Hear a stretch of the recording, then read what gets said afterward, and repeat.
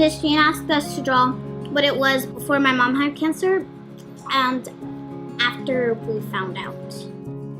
I am a mom and a wife and a faithful servant of God, and I was diagnosed with pancreatic cancer in 2015. My daughters, as much as I think Sue and I felt that they were being fabulous and resilient, we started to see there's real, things take a toll.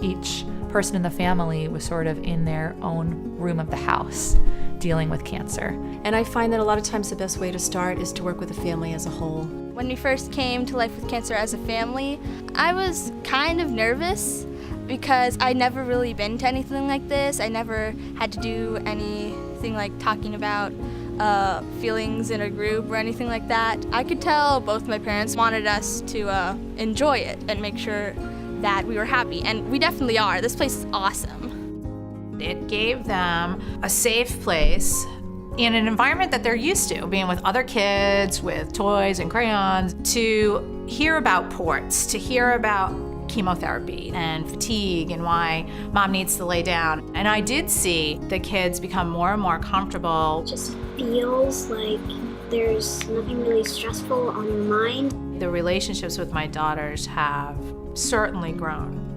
more intimate, and not in a fatalistic kind of way, but in a hopeful way. Sue was so concerned with getting help for her kids. It was also so critical that Sue got support for herself so that she could then care for the people around her. So that's when I had suggested to take advantage of some of our services like yoga, like the meditation group. I mean, she just really dove in head first.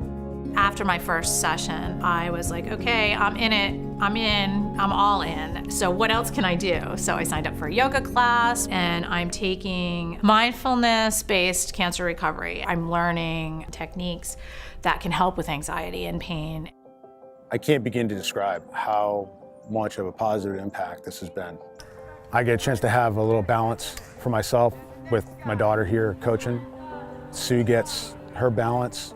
I saw a look in her face, the smile on her face when she came back from the session alone today, and it was palpable. It was amazing. She's so amazing. Michelle. She's because she makes me feel like I can do anything. That anything that I feel, anything that I need, anything that I want is okay. If I want to be sad, it's okay. That this is hard. This is so hard. But it's okay that it's hard. And it's okay to have a day where you feel like crap. And it's okay to feel super empowered too. All I want is for her to be happy. That's just how she feels about us. Sorry.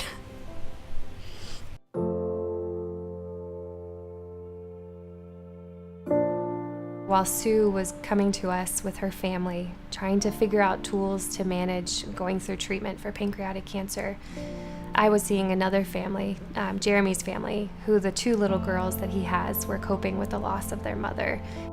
I just knew in their life there are going to be moments, whether they go on their first date or, graduate high school, get married, have their first child. Those are all milestones that they're not gonna have their mom for. And I didn't want them to, at those moments, not know how to cope. I think it's nice to have a place that specializes in people who go through cancer because they know a lot about it, or they can answer the questions that not necessarily your family members can. It just makes you feel more comfortable knowing that someone knows what you've been through. Some of the projects that they made really, I think, helped them focus in on how they felt. On the outside of the mask that everyone sees, it's how people see you and how you feel on the outside, but then on the inside of the mask that goes on your face, which people don't see, is kind of like the inside of you, or the things that you keep inside of you and the things you don't express to people. And so the monster represented when you get angry and how you're like a volcano exploding.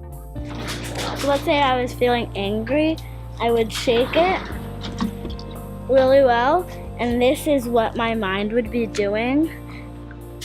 And then you would just watch it go slowly down to the bottom again. And then it calms me down. What this place does for people, you know, when you lose your spouse and they lose their mom, there's so much going on. With Life with Cancer, it's a place where people can come, families, husbands and wives, kids, whatever the need is for that family. All of these services, this beautiful building, all the things in this room are free to us for as long as we need it. And that's worth its weight in gold. Whether it's a donation financially or it's volunteering from a human service, there's such a multiplier of what that brings. I'm so thankful to have Life with Cancer, to be there for my family and everyone that works here and volunteers here and everyone that donates, because it helps so much. You know, I have 3 daughters. Each of them are their own person, their own soul. My hope is that they will continue to engage in the services offered here, and that will help them to embrace these beautiful characteristics of themselves and kind of be able to transform as well, because it really can change your life.